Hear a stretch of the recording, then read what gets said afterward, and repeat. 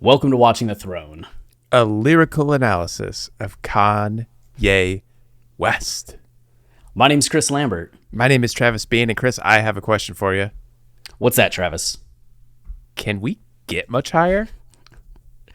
We are so high that I'm high as hell. That's a good question. I don't know if we can. There's only one way to find out. I don't mean like I've taken drugs or anything. Like, I'm just high on life right now. Oh, yeah, absolutely. The Wait for Donda has broken our shackles in terms of just emotional restraints. Mm-hmm. And our euphoria is just on another level as we have nothing left in our systems. We've been pushed to the absolute brink as far as Kanye fans go. And we're just at this weird point where we're like, well, the next season is going to be about My Beautiful Dark Twisted Fantasy, and we could just wait to record that because Donda will be out. We can talk about Donda. Donda's not out. Nope. I don't know when these episodes are releasing. Maybe we're going to release them before Donda comes out. I mean, if Donda comes out this week, you're hearing these episodes in the future. But if Donda doesn't come out the week of August 10th or August 8th, Sunday was August 8th, then I don't know. We're just doing what we can until it does. Yeah, we're just going to go through as many My Beautiful Dark Twisted Fantasy episodes as we can and try to get through it. And then when Donda drops, we just switch to Donda. Maybe we start doubling up on some days when Donda does drop just to finish. How brutal would that be? Kanye, you are just making me work overtime over here. We'd just have to go like every other day, right? Right. Like Monday, My Beautiful Dark Twisted Fantasy, Tuesday, Donda, Wednesday, Twisted Fantasy, Thursday, Donda. Because it's incredibly draining, as I'm sure Chris remembers from the Jesus is King ordeal. Like, it's so draining to go into a Kanye album when you don't know it very well, to like be discovering it along the way. So to be doing that, and on top of that, dissecting My Beautiful Dark Twisted Fantasy, which is like might be the most complex Kanye album, like I don't know if I can handle it. Someone might have to take over for me. You just tap out. Jordan might have to come in. Yeah, I'm sure we have some people that would happily tap in and be like, I will take over. I will do the show justice for the first time. Yeah, and then they realize how grueling it is to do the show and they quit after one episode. I think they could make it to two, Maybe two. But once they realize like all of the research and discussion and nerdy analysis we do, they're probably just like, pass. Like, you spend this much time in prep? Yeah. You spend this much time reaching? You got to get a good stretch in before doing these episodes. So you're gonna pull something if you don't. I know. So, My Beautiful Dark Twisted Fantasy. This is our intro to the season, I guess, and we'll be getting into what we're excited about for this season, the songs that we're interested in covering, our song rankings, and just the expectations for what we will discover and kind of setting the groundwork, just to have kind of a comparison as we go through the rest of the season. And then at the end, we'll do our conclusions and kind of look back on everything and come to our overall views on what the album is doing. Yeah. And this will be an interesting one because, like, we went into 808s, and I know 808s really well, but I did go in thinking, like, there's probably some stuff I, like, don't remember that I probably could rediscover. And we of course, discovered a lot.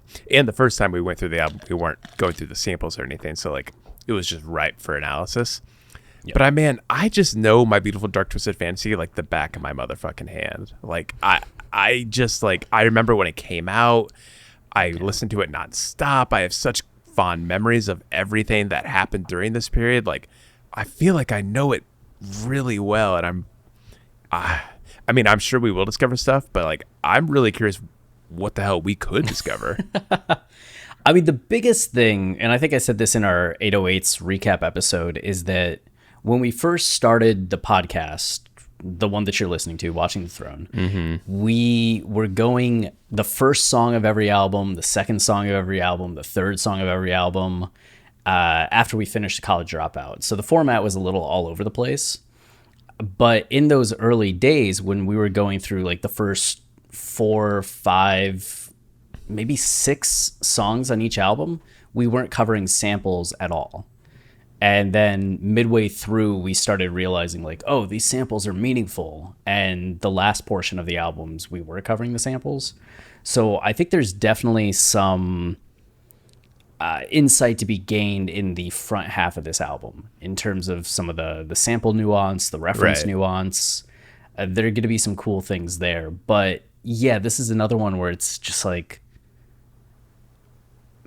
it felt the first season we did on this, like the OG My Beautiful Dark Twisted Fantasy had the revelation of like the structure, right? That he is using this Wizard of Oz like structure for the album, and giving it kind of this intro to Kansas, and then the hurricane takes him away, which is the All of the Lights interlude. Did I say hurricane? The tornado takes him away.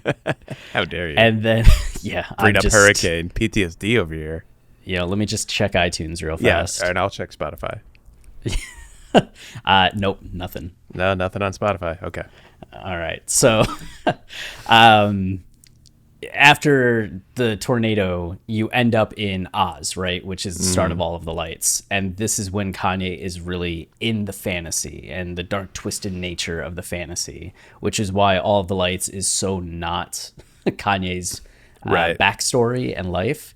It feels very unfamiliar and fantastic because it's not his life. The same way that the things that then progress through the rest of the album are kind of disassociated from Kanye. They're part of this fantasy that he is living rather than his reality, except his reality has become a fantasy, et cetera, et cetera.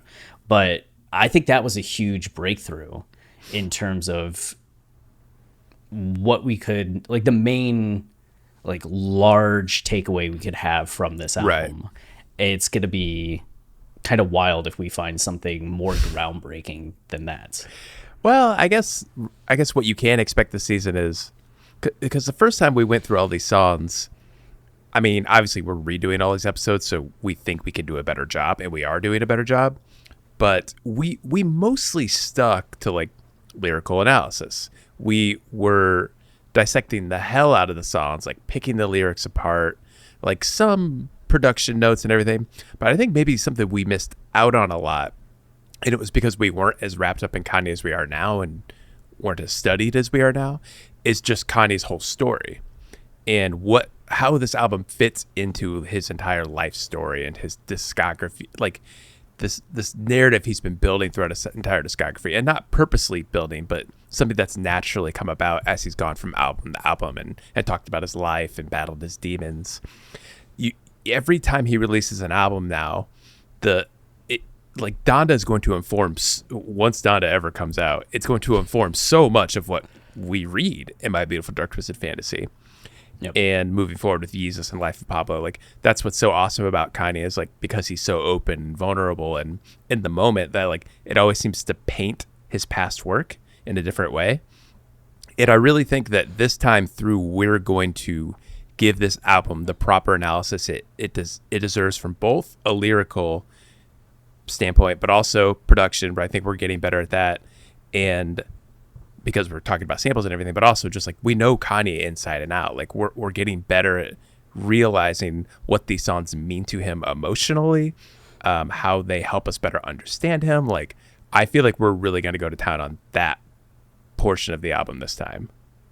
Yeah, and I mean that's a big thing every time, right? Like we could return to this album or any album once every 5 years. And we probably will. There's going to be new takeaways in the sense that we're going to have the songs in context of wherever Kanye's at that time. Yeah. So we'll see things in this album that feel more, I don't want to say like three-dimensional or well-rounded or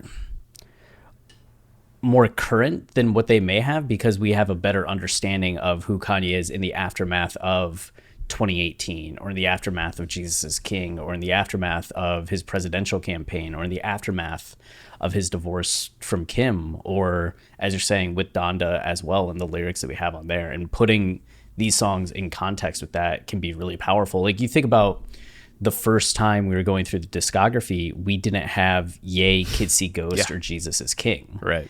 And how much insight those albums gave us into Kanye's relationship with his mental health, in terms of his relationship with himself, his relationship with religion.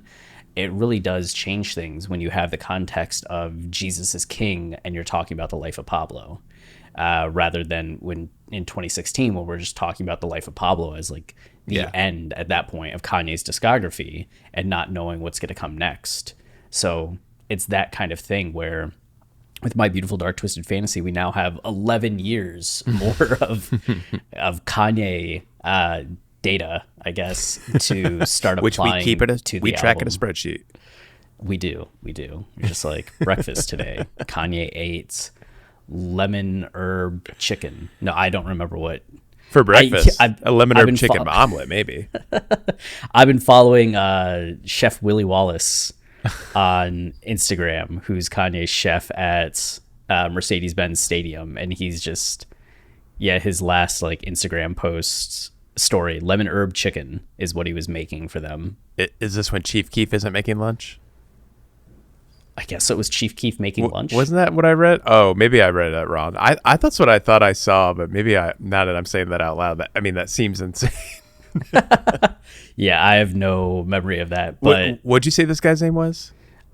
Chef Willie Wallace. Oh, Chef Willie Wallace. Okay, that doesn't quite sound like Chief Keef, so I don't know where I'm going with that one. The thing that he posted 3 hours ago was jerk salmon and ribeye. So if you're wondering what Kanye is eating, jerk salmon and ribeye. Hey, he's got to get a lot of protein if he wants to stay jacked. Absolutely. Well, he's been on keto this whole time at Mercedes-Benz Stadium. Oh, gosh.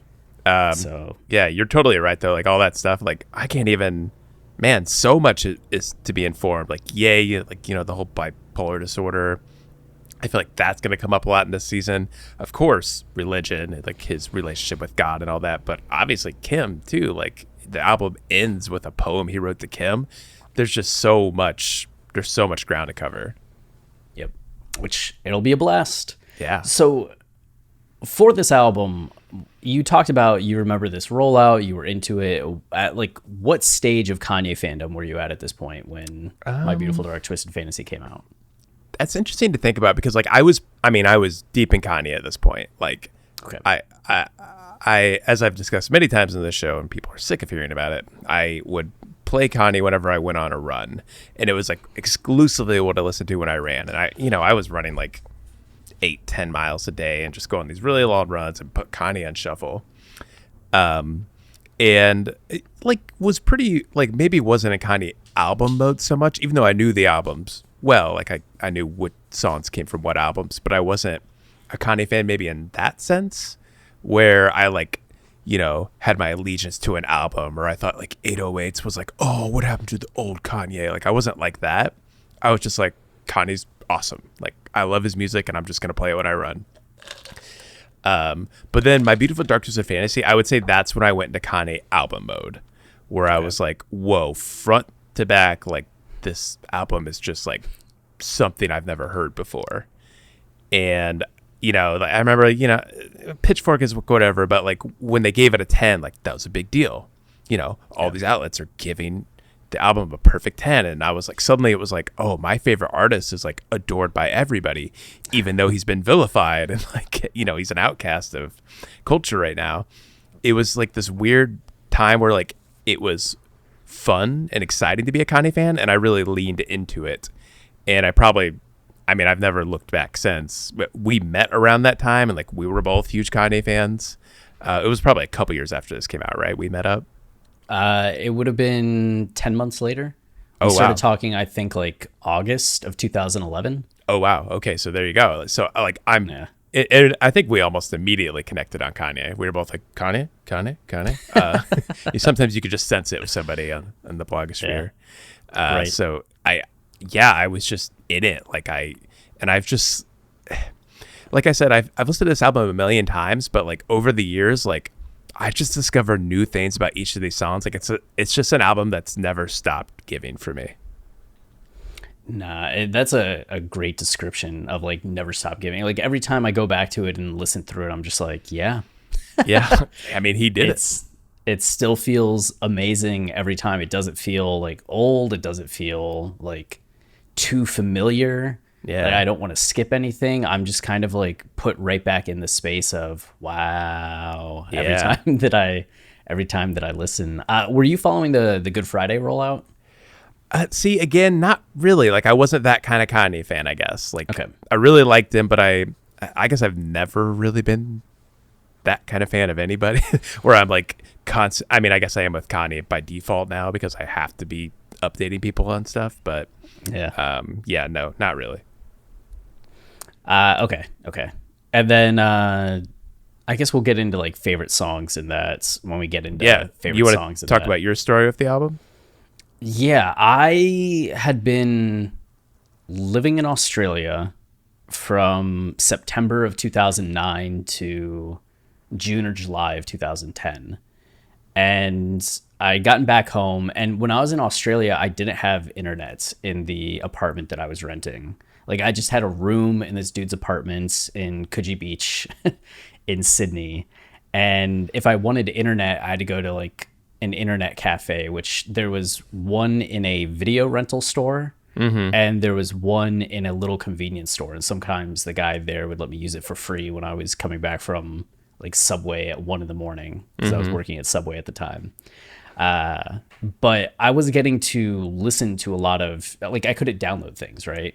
If I really wanted to like get new music or have anything, I'd have to go to some place where I could hook my laptop up or like download something quickly if it was a cafe or somewhere, and I wasn't doing that a lot. So I came back from Australia really thirsty for new music or hungry for new music, whatever. You were thirsty and hungry. Yeah. Because I was just listening to kind of the same songs on repeat for the last year, which was a lot of like, it was a lot of rock. It was like Pearl Jam, Shinedown. In this moment I was listening to like Radiohead and Modest Mouse, like stuff like that. Yeah, Foo Fighters for me. I still had like other Kanye albums on there, but I wasn't, same with you, I wasn't like on the album level with Kanye. Right. I would have the singles come up that I liked or the random songs that I had in like my favorites playlist come up, and I just listen on my iPod before going to bed every night. So I was still like a into Kanye at this point, but more specifically 808s and Heartbreak rather than like Kanye's discography. Right. And then I got back and I got Drake's album and Kid Cudi's album. And I was like jamming both of those albums nonstop. Like I bought them on iTunes. I was so excited. And I was just loving what those two albums were doing. And then I forget how I caught wind of Good Fridays, because I wasn't on Reddit at that point. I wasn't on any other like message board or anything like that. None of my friends were really into Kanye. So I don't know if it was just an article that I happened to see or if it was because Power was starting to come out at that point and I was just kind of blown away by Power. I remember being obsessed with Power before the album came out. You mean the like music video snippet thing? I just like the song itself, right? Was that a Good Friday track? Because the remix was. The remix was, but Power itself was released on July 1st, 2010 as just like a single ahead of the album. Well, I was so out of it. I wasn't even in tune with that. Yeah, I was just pretty obsessed with it because I remember the video and being like, the video is cool, but it's too short. And then there was just something about that song. I was listening to it on repeats. I like obsessively. I think it's the song that like the Kanye song I was most obsessed with, like maybe ever. Yeah. And then maybe that's what led to Good Fridays. But I started every Friday like getting the new song and just kind of loving the remix, loving Don't Fall Down, Chain Heavy. That was a nice clean rollout Kanye had. Yeah, how wow. What an amazing thing for him to do. Uh, um but yeah, it was one of those things. As soon as the album came out, all other music went to the side. Like I've been rocking the Cudi and the Drake albums, and then My Beautiful Dark Twisted Fantasy, I was just like, oh, Yeah. this is way better. And I still really love those albums. I have a lot of Yeah. nostalgia for them. I go back to Man on the Moon more than I go back to Thank Me Later, but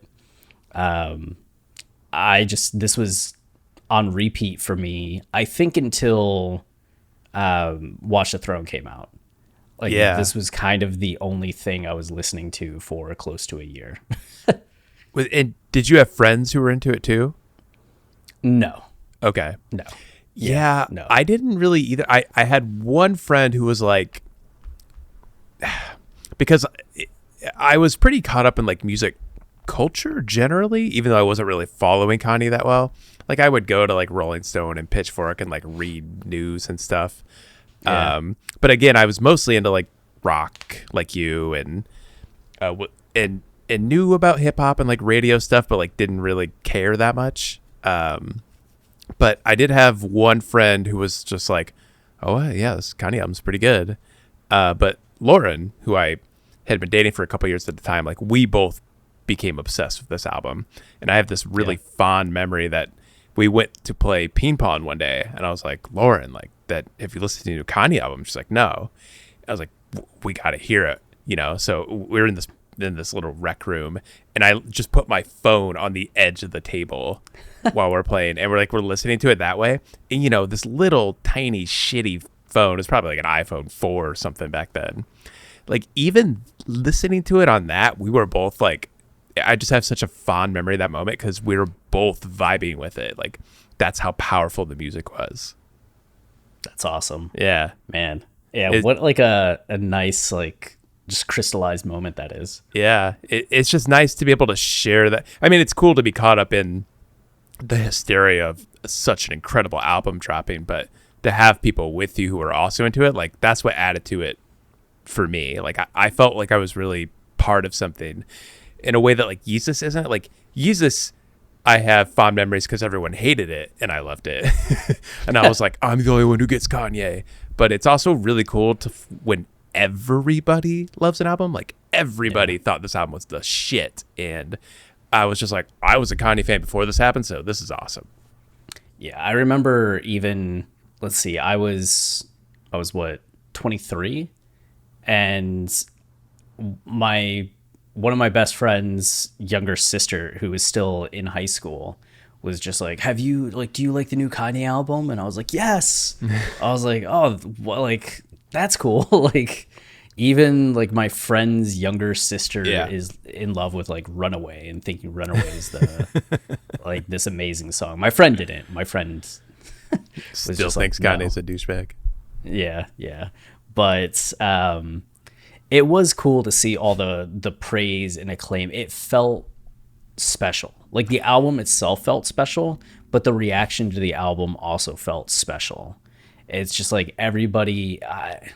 The only other time I feel like there's been a reaction to an album in such a way was To Pimp a Butterfly. Right. I think, where it was just kind of this like overwhelming, this is like one of the greatest works of art in this genre of all time. Yeah, totally.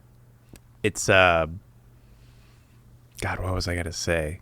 Yeah, no, but you're totally right. Like it's this really cool thing when, especially when Kanye, again, if you weren't there, like when Kanye interrupts Taylor Swift, it felt like he was done. Like it had that feel, and he disappears for a while. Like it felt like the death of Kanye. Like you're not allowed to do what you did, and you're done.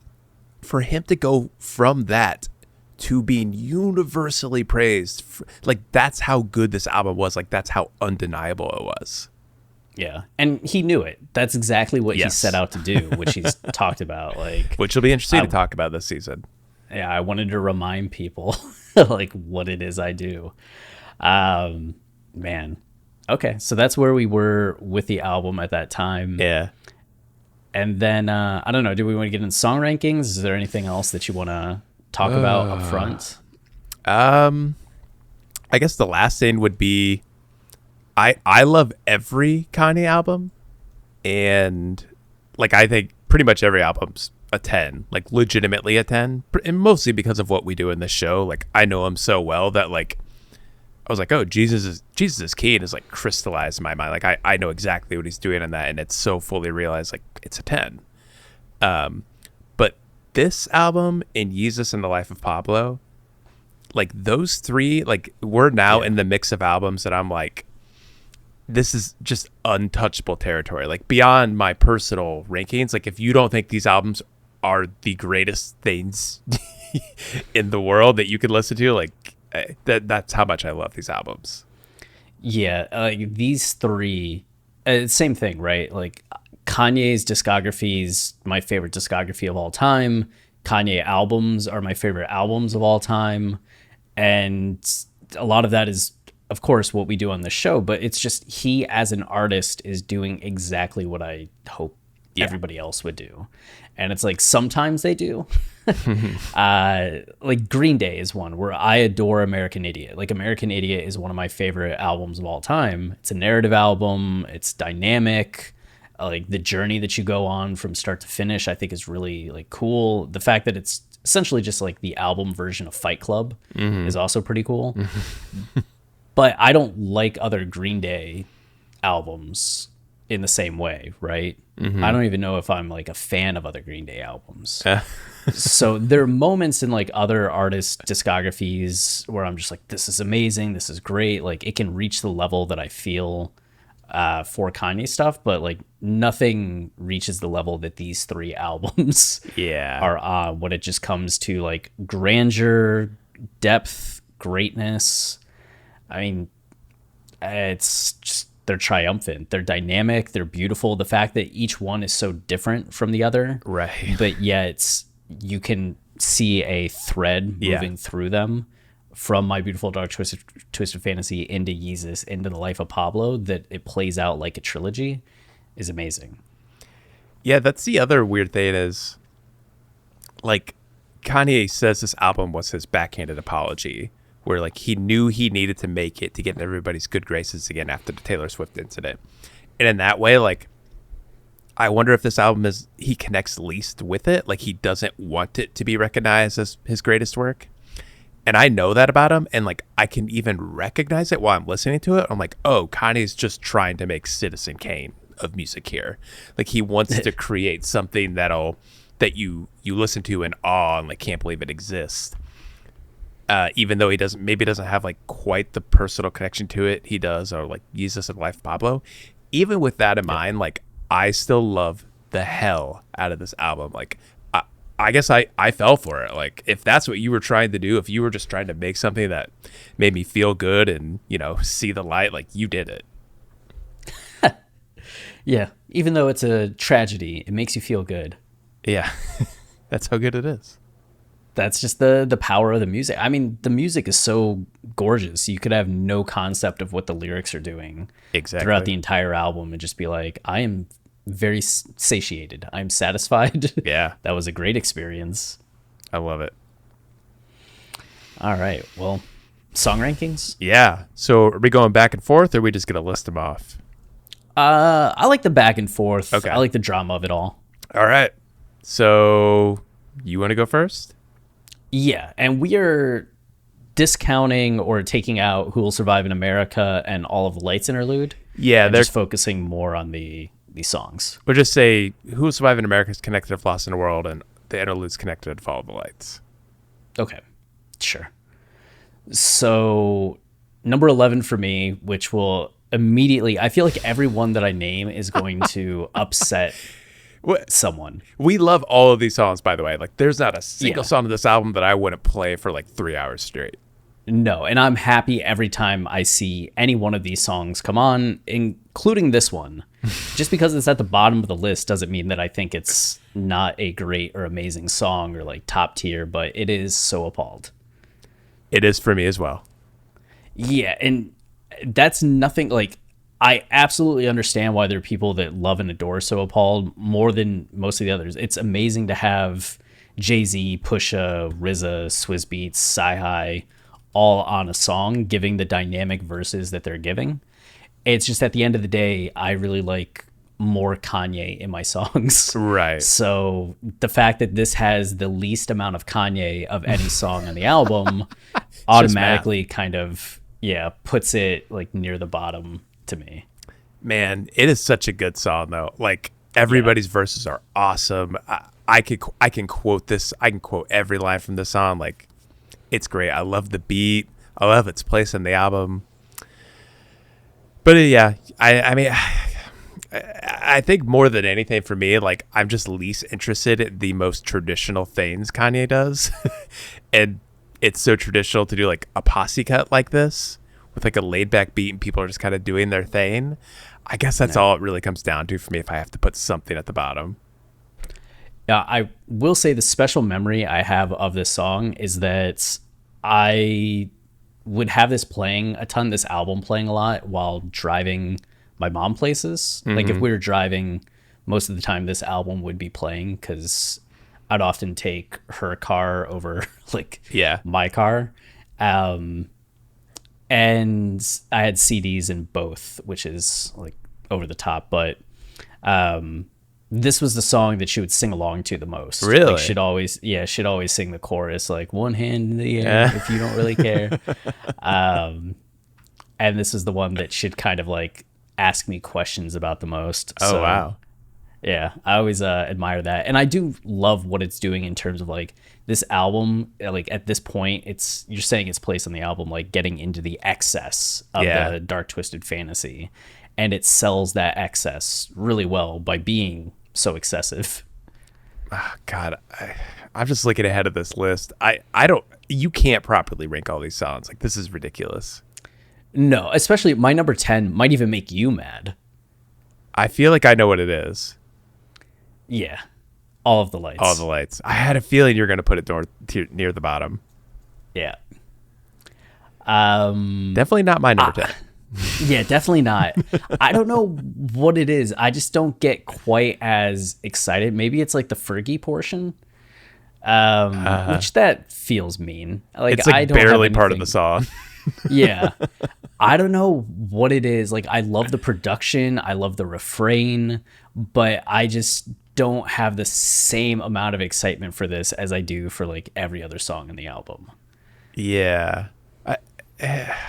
I guess like if I'm going to just like try to guess why you don't like it as much, like I feel like you really like a fully realized like arty song. I don't know how to put it, but it's like this song to me is I love the song because it's such a cavalcade of so many things working, and I feel like that's just less your boat. Like you would like something to do one or two things really well as opposed to just being like sonically impressive like this. It is very sonically impressive. I mean, you know, and it may be too that because the lyrics are so fantastic in terms of Kanye is selling us on this fantasy world, I don't take them quite as seriously as the rest of it. That feels like a little keyed in. I don't know. Well, fair enough. I mean, I knew it would be down there, so I can't get too mad. 10 for me. This will definitely make people mad. In fact, we might want to end the episode just right now before I get to it. Oh, is it really going to be what I think it is? It's gorgeous for me. Okay. Yeah, that's definitely causing some people to be like, these guys know nothing of what they're talking about. It's not like I did about. Runaway. No. But there are people that think like it's Runaway 1, Gorgeous 2, or even Runaway or Gorgeous 1, Runaway 2. Right. And I, you know what? I was listening to the album this morning and like I was bopping along to this song. Like I love Kanye's flow on it. It's cool. I feel like we rarely actually get this kind of flow from him where he's just like going. Maybe like No More Parties in LA is like the closest I can think of. And I love that song. But I think it's more of what I described before. Like this is a very traditional hip hop song in a way. And I think it should be for its place in the album and the subject matter of the song. And, you know, Raekwon's there. Like it all feels fitting and it works, and I love the production. But I like weird Kanye, and Kanye's not so weird in this song. I like weird Kanye as well, so I get what you mean. Gorgeous has like one of my favorite moments on the album. Yeah. But yeah, I get what you mean. It's my number 9. Oh, nice. So it's just right up there, and it's that same kind of thing. Like, it's really cool. I get really excited whenever it comes on. I think the verses are impressive, and especially it's something that we'll talk about when we get into the episode. But Kanye's use of vignette, in this song specifically, is really powerful, and he just creates a series of images that really build out this world and this life and his point of view. Yeah, he's doing a ton of impressive things on the song, but as you're saying, I like when he gets a little weirder, and the songs that I have above it, I think, are all like a little weirder, a little more dynamic. But I think this just comes down to like a taste thing. If you prefer like the longer verses and the rapping and the Kanye doing like old school rap his way, then Gorgeous really like should be at your top. But when you like avant-garde Kanye, like you're saying, like it probably depends on what you think is the most impressive for someone to do as a lyricist, and how you define what makes a lyricist good. Like, obviously what he's doing here is incredible, like in his flow and his structure and everything on Gorgeous is, top tier stuff if you're thinking like in terms of old school lyricism. But you and I think all Kanye lyrics are awesome, and he's always doing something interesting. And I think we probably just prefer when he's doing something, like Blame Game, where it's like really strange and postmodern, and Yeah. So what do you got for 9? Monster. Oh. Which okay. I mean, I was sitting here looking at it, and I was like, God, I actually, while I was sitting here, I had highlighted Monster, and I hit Control X. I was like, I got to move it up higher. Like, this is too low. I just kept looking up, and I was like, I don't think I can't. Like, I just can't put it above any of these. Again, listen to Monster today. Was vibing with it the whole time. Like, love everything about it. I love it when Jay sniffs. Like, that song is the fucking shit. But God, I don't know. It's just like all the other songs are so good. Okay. Yeah. That's all it is. I get it. I mean, I'm gonna have to heavily defend my number 8. Okay. Devil in a New Dress. It's my... Oh, no, wait. Sorry. It's not mine yet. But yeah, okay. I also have it a little bit lower than most people would. Yeah, I know for most people this is like 1 or 2. It won a tournament. It did win one of the best Kanye West song tournament Deathmatch Extremes. This is why I didn't say it, because I can never get it right. What? It was Runaway, then Blood on the Leaves, then Devil in a New Dress. Yeah, then St. Pablo. And then St. Pablo. Okay. Those have been our winners so far. So, according to Kanye fans on Twitter, Devil in a New Dress is the 3rd greatest Kanye song of all time. And the 2nd best on this album. Yeah, and I think very, very highly of it. It's just... Yeah. It's one of those things where I tend to like more dynamic Kanye songs than slower Kanye songs. Sure. So this one having kind of the slow vibe that it does, I know that's the allure of it for a lot of people. But I kind of just like how weird the rest of the songs are. And I agree, Rick Ross's feature is amazing. Yeah. His final lines are incredible. What Mike Dean does on the guitar is spectacular. I've always been a fan of this song. And some of the lyrics, like I say the magic hour like all the time. Got green on your mind. I can see it in your... Yeah, it's an amazing song. I just get more excited about some of the other ones. Yeah, I think we're on the same page. My number 8's going to piss you off, Chris. No, don't say it. Blame Game. Son of a bitch. It's and I was just talking about like how cool it is and postmodern and everything. I love what it does. Gosh, I don't I can't really defend why I would have it so low. I don't know. Like, everything about it is awesome. I guess just all the other stuff on the other songs is more awesome. I don't know. Yeah. This is much harder to do than our 808s rankings. Right? Yeah. There are songs like, I don't hate any of the songs on that album, but like there are songs that like just don't strike my fancy.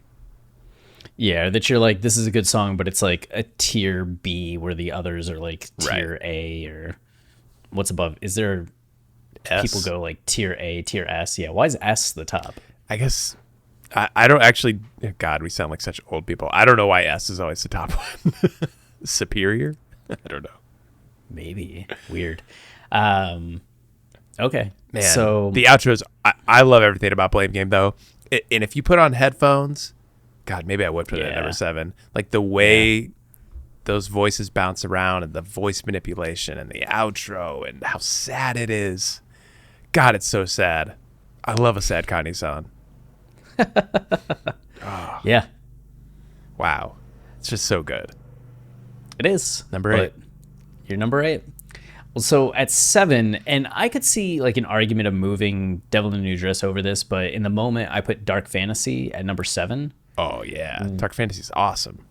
Yeah, Dark Fantasy's. I just really love like the, like there are moments in Dark Fantasy that I look forward to like a little more than I look forward to moments on Devil in a New Dress. Mm-hmm.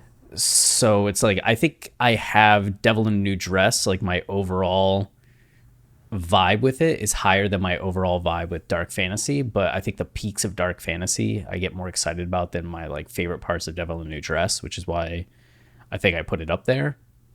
Yeah. We'll see how it is at the end of the season, but I could see these ones like switching a little bit. Yeah. I mean, I guess I'll go ahead and give away my next two. Devil in a New Dress is number 7 for me, and then Dark Fantasy is number 6. Like I was kind of in the same boat. I think for me, it's just nostalgia and memories. Like hearing those opening notes of this album and knowing you're hearing something like just transcend it. The Dark Fantasy, just like top to bottom, that song, all of its different parts. I just love every part of that song, and it's constantly changing. It feels the most like a movie score. Like it really does feel like an overture. It's just so weird and cool and Murcielago. I get again every line from that song I can do. It's just so good. Yeah, I mean, and I think the second verse is one of my favorite verses on the album. So that also elevates it up there. Yeah. Oh, so good. Hey, teacher, how do you respond to students and refresh the page? And I think of the movie, too, when I think of that song. Like, man. Yeah. It is just pretty iconic. And yet I have it down at 7. Wow. You have it at 6. I have it at 6. No. Okay, yeah. My 6, I have Monster. Okay.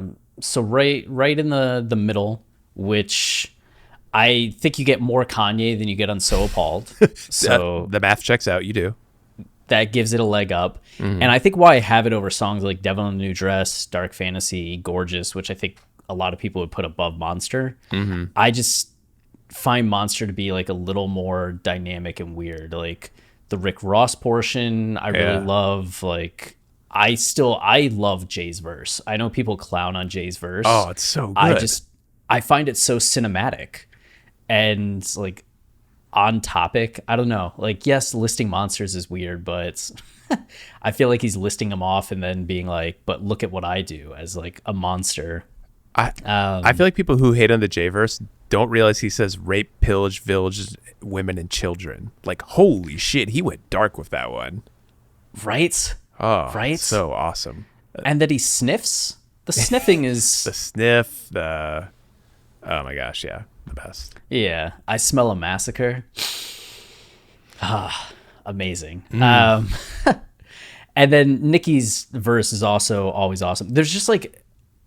if you ever watch football, they talk about like downhill runners. Like this guy runs downhill, which is always like a little stupid because the ground's flat. Everybody's running the same, but they just use it in the fact that like, this person always feels like they're moving forward no matter what. they're just like falling forward in a way. And I feel like that's the momentum of this song, is that it's a downhill runner. There's just something to the energy of it that always feels like it's charging forward. And I really love that. And then the outro is one of my like favorite things on the album as well. Yeah. So man, that's why Monster ranks so highly for me. Just everybody's verse in that song. I mean, holy shit. Like they really went full Monster. Yeah. Like that's the best like thematic posse cut Kanye has. I feel like this one might rise up your rankings. I think you're probably right. And again, I have such fond memories of it. I definitely have fonder memories of Monster than I do of Blame Game, Devil in a New Dress. So I don't know. You're right. Maybe it will move up. All right. Do you want to do your number 5? No, let's keep the order that was originally going. All right. So number 5, which this is a good, like, this is high up. This is like top 5, top half, but I feel like it'll be a little low for you, Travis. I've Lost in the World. Okay. Lost in the World has always been one of my favorites on the album. I still remember the first time I heard it and how bizarre it was. Yeah. Just like the Justin Vernon portion opening the song, I was just like, what is this? Like, how is this a song? And then getting into the big like compare and contrast section that Kanye has, like, I just find the song really like production wise astounding, and then the actual lyrical content. And when we were going through it the first time, like understanding it wasn't Pretty Young Thing, was it? It was no. Whatever Michael Jackson sample is on this. It's not Pretty Young Thing. Reference.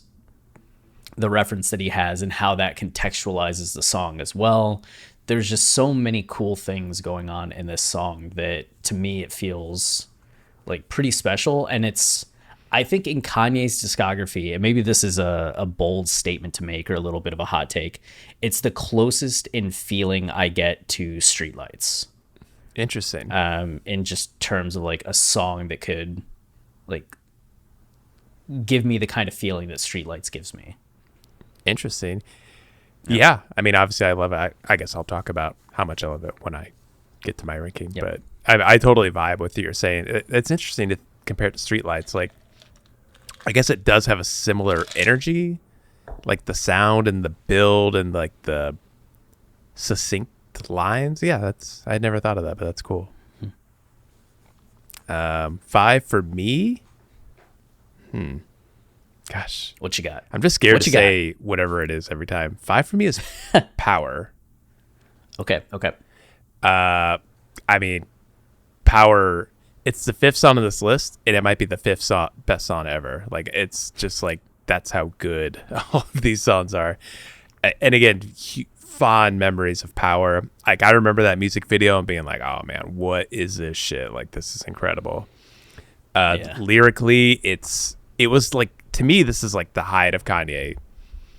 Lyrically, if I'm looking at it more like objectively, like I think a lot of people look at Gorgeous. Like, I look at Power and just think like, oh, these are the best lyrics like anybody's ever written down. Like, this dude is just the way he's painting the scene, like the build, the narrative, the structure.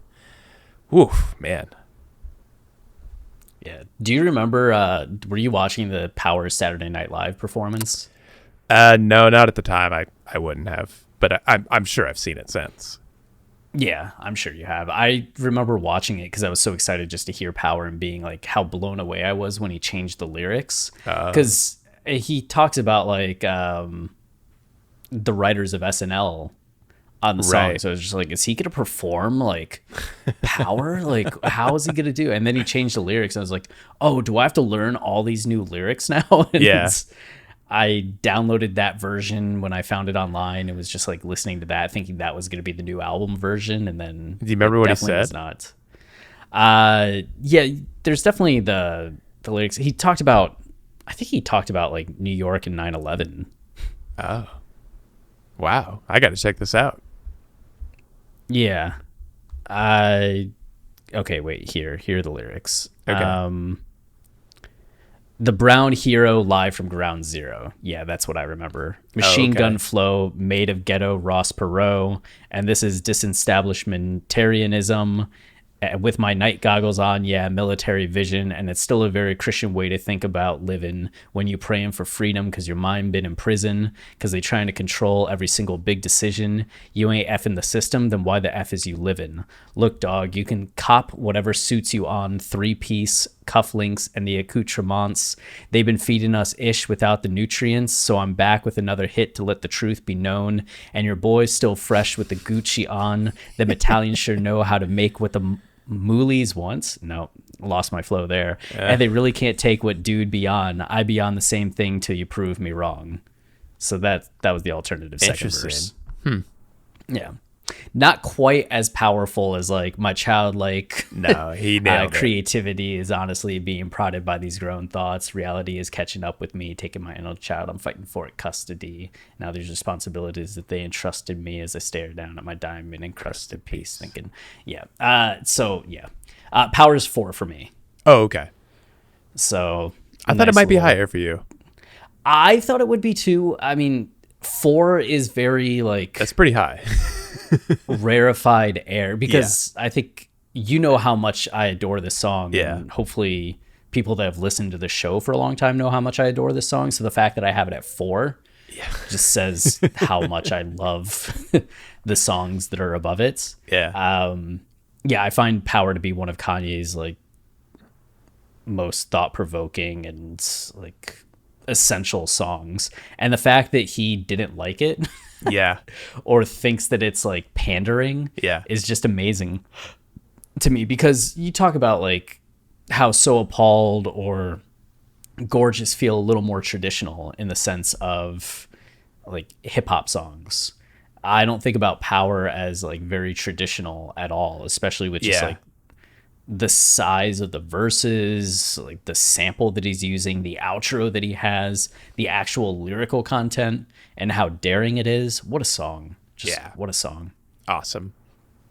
My number 4, the only reason that it's higher than Power, I think, is this is the memory I have of it now from when we did the first run through of this album, and that's Hell of a Life.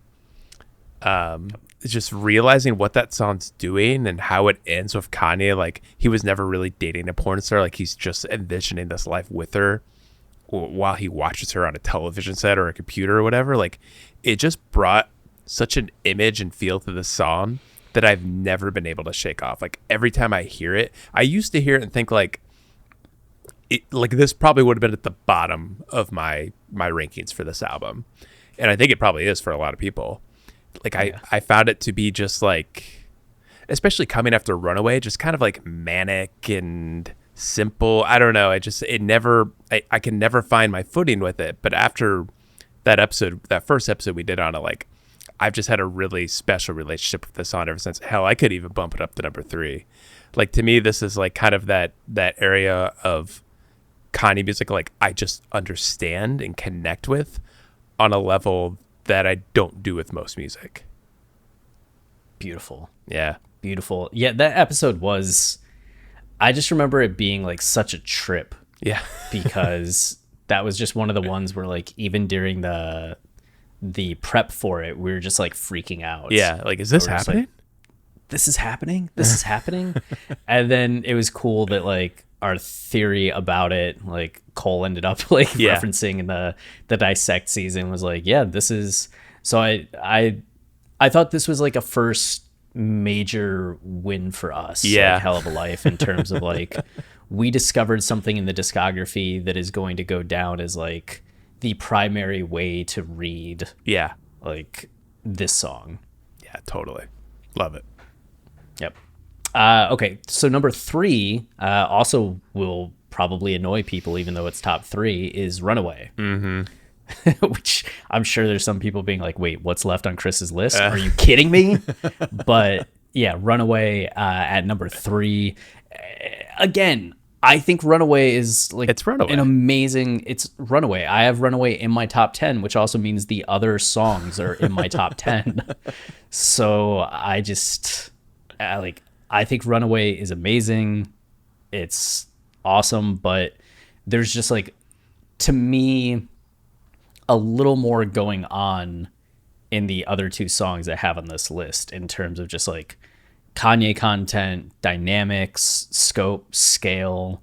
Like, I think Runaway's the stronger experience probably, but I don't know. There's something about some of the moments and lyrics on the top two that I have that, like, the highs of those moments just put them above Runaway for me.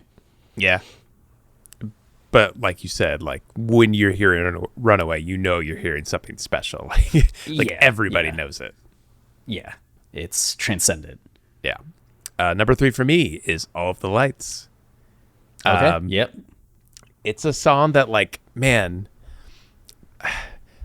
I could understand why someone like maybe wouldn't take to All of the Lights. Actually, like I could sit here and think of like all the reasons someone wouldn't connect with this song, and that it is kind of pandering in the way that like I said, like it's just sonically impressive. That's all there really is to it. But if that's all it is, like I'm there for it. Like that's how impressive I find it.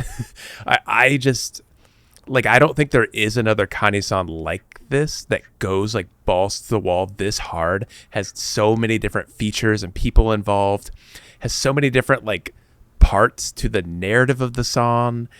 It's just like, I'm just floored by it. Like I can't believe it exists. It's yeah, I don't know. That's all there is to it. I guess. I love it. Yeah.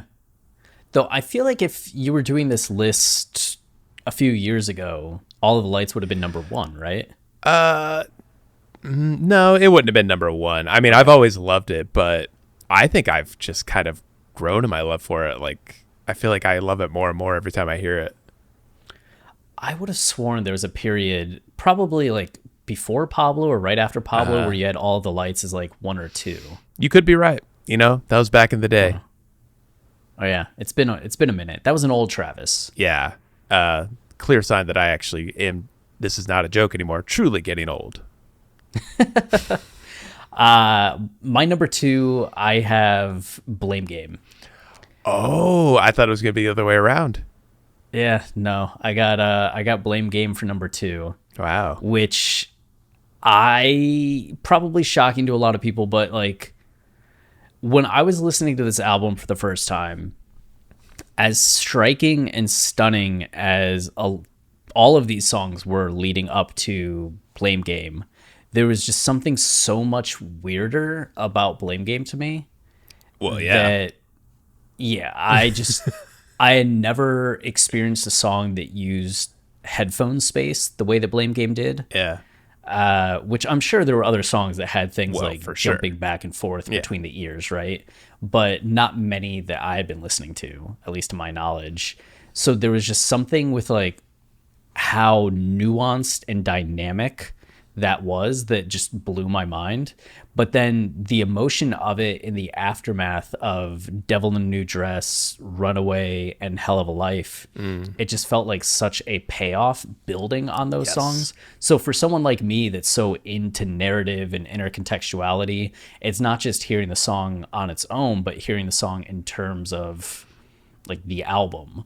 And the fact that Blame Game is this penultimate song, there's a lot of emotion there that to me carries through those other songs. So think about, as much as you like Devil in a New Dress, and I'm saying this to the listener, like as much as you like Devil in a New Dress and Runaway, and maybe not as much Hell of a Life if you're not like on the level of Travis and myself, but think about how much you like all of those and then roll them into the energy that you would have for Blame Game. And that's how I feel about Blame Game, is that it's just paying off on the relationship that we see start on Devil in a New Dress and get complicated over the next few songs.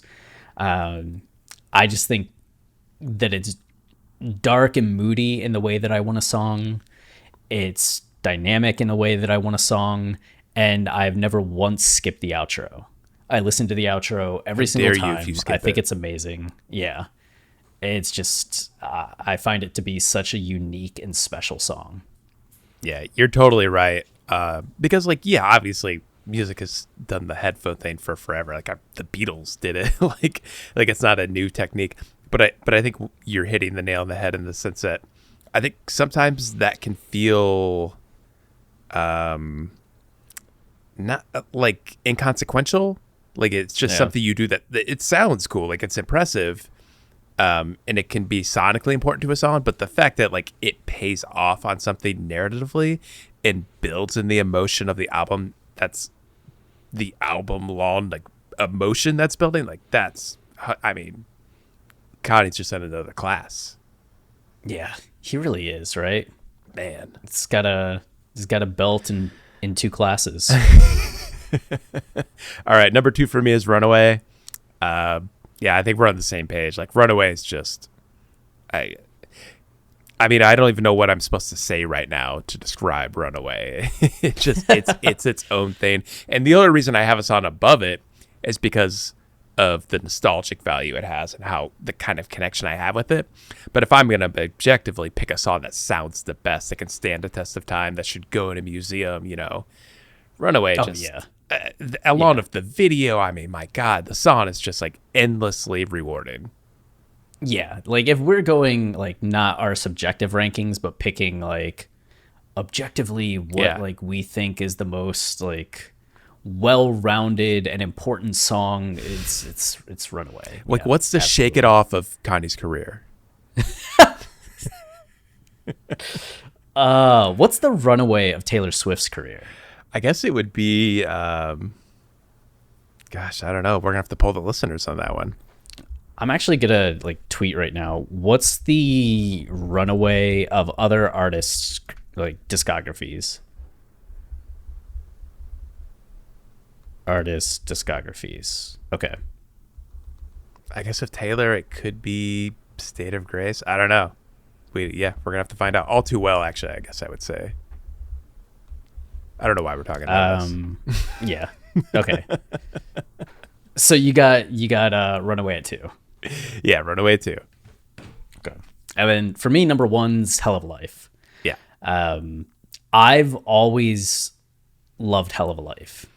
I mean, I think when I was first listening to My Beautiful Dark Twisted Fantasy, it was Power, Runaway, and Blame Game. They were like the 3 major standouts, with Lost in the World too, but like Lost in the World was a little more of the guilty pleasure versus those other 3 that felt like they were just like huge momentous things to me. The same kind of way, like talking about Streetlights, like Streetlights always kind of felt like something just beyond the album to me, the relationship I had with it. But there was something about Hell of a Life that I always found that production to be really cool. Yeah. Like, there's something like atonal is probably not the right word, or maybe it is, but there was just something like, especially after the beauty of Runaway, like Runaway is so melodic and you get those light notes throughout that have the like little heavier undertones from whatever, I don't know, is this the synths going on? Mm-hmm. To go from that to how more heavy Hell of a Life is, a little more like metal. I know it samples whatchamacallit, Iron Man. Oh, it does. Iron Man. Is that it? Is that what it samples? Oh God, I know it's that song. I just can't remember if I'm getting the lyrics right or wrong. Oh, it is that song. Oh, okay. Yeah, but it's like mixed in there. But there's just something that feels like a little harsher and junkyardy to me about Hell of a Life versus how like fine dining and like fancy Runaway feels. That I love the contrast. But then I think the lyrics from start to finish in Hell of a Life are some of my favorite lyrics in any Kanye song. I just find them very focused, very compelling, very developing of the whole like focus of the song, in terms of this like woman and the relationship that he presumes that they're having. And the fact that he is daydreaming in the aftermath of the loss on Runaway, and that it just results in like a masturbatory fantasy. Yeah. There's just so much going on in that song. And the second verse, I think, is astounding. Yeah. So, yeah, it's just, I think Hell of a Life is very underrated. I think it's amazing. and it's my favorite song in the album. Yeah, the way he paints a narrative of somebody who doesn't exist in his life, I mean, whoa. That's some deep level shit right there. Yeah. Oh, man. By the way, he interpolates Iron Man. That's it. Yeah. Okay. Interpolates, doesn't sample. Yeah. At first, I was looking at the samples, and I was like, Chris is way off, because it samples Stud Spider by Tony Joe White. I was like, neither of these are Iron Man, but yeah, obviously interpolates it. Okay. Stud Spider? Yeah, I don't know if we talked about that on our episode. This is going to be fun to go back through all these samples. Yeah, I don't remember talking about that. No idea. Okay, so what do you got? What do you got at the top? Number one, and it might be my number one Kanye song ever, is "Lost in the World." Yeah. I just like, I don't know. I've just always, maybe it's really associated with just my memories of the album and like constantly listening to it front to back. Like obviously there were a lot of albums I listened to front to back. Like I talked about Modest Mouse and Radiohead. Like I was obsessed with a lot of bands back then. But there was never a final song like this one. And it was like always such a payoff in a way that like, you know, you had to work your way to Lost in the World and it was such a reward to get it. Like I just can't shake that feeling I have with the song every time I hear it. The way it's building, like the finish, the climax, like it's just such a perfect cap to the album. And I love the weird intro, you know, of Bon Iver. Like I love the poetic lyrics. Like I love the Gil Scott-Heron portion. I don't know. And just learning it's a poem for Kim. Like I don't know. This song is just like, there's so much in it that takes it beyond music. Like it's just like an important fixture in my life at this point. I completely understand. I mean, I have it down at 5, and there were times where where I was like, is this my favorite song of My Beautiful Dark Twisted Fantasy? It just is, like, I think very special. So I completely understand that. And we'll get to talk about it 11 episodes from now. You know, I'm looking up the lyrics to Stud Spider and just shaking my head because it's like, yeah, of course. These are perfect. Oh, man. I'm so excited. I'm not going to look, though. I'm going to wait. All right. Okay. Yeah, but they work. Awesome. It'll be good. Okay. Well, so that's our ranking of My Beautiful Dark Twisted Fantasy, which I'm sure you, dear viewer, listener, heavily disagree with. So if this hasn't turned you off to our lyrical analysis of the season, then I'm looking forward to you joining us as we get into our intro episode on dark fantasy and start to dig into the structure of the album, the concepts of each song, and the meaning of everything, and really developing the story of Kanye on My Beautiful Dark Twisted Fantasy. And I'm really hoping that you don't hear this episode for several months because Donda released and we're doing that instead. But if you are hearing this on August, Monday 16th, I think is when it'll drop. If Donda doesn't, then strap in, because we're in a sad time where Donda doesn't exist and this is all we have. Yeah, so that'll be fun. What a nice subplot to the season. I just checked iTunes again and nope. I'm going to go ahead and check Spotify, and I think I may just go ahead and get a Deezer account just in case it pops up there. That makes sense. Spotify, no. There is a new episode of Watching the Throne, but nothing nice. from Kanye.